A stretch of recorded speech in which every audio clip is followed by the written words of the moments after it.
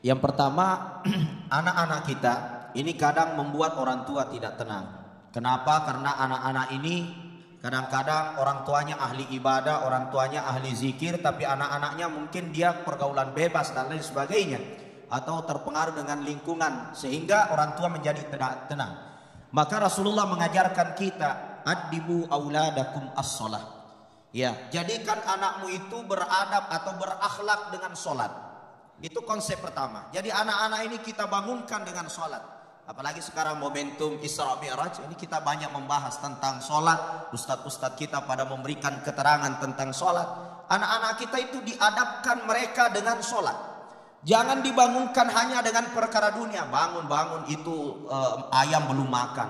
Bangun itu mobil belum dicuci. Atau mungkin kita bangunkan, bangun pergi sekolah. Tapi kita tidak pernah bangunkan, nak bangun sholat subuh. Akhirnya anak ini tumbuh besar, tumbuh dewasa, orang tuanya sudah sakit, anak bertengkar. Anak pertama mengatakan, ini tanah saya punya. Anak kedua bilang, tanahnya kau ambil, rumahnya saya punya.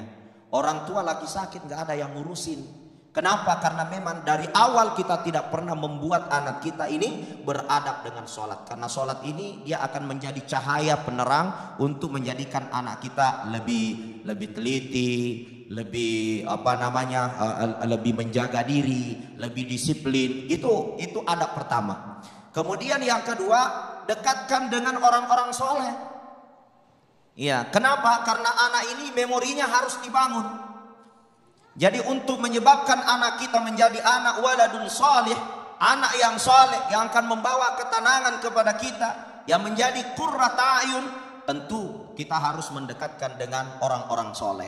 Bawa dia ke pengajian, dekatkan dengan majelis-majelis, kemudian berikan dia contoh-contoh di dalam rumah, bagaimana memperlihatkan hal-hal kebaikan, karena itu yang akan mereka masukkan di dalam memorinya. Kemudian yang ketiga, tentu anak kita harus dibina dan dibimbing dengan doa.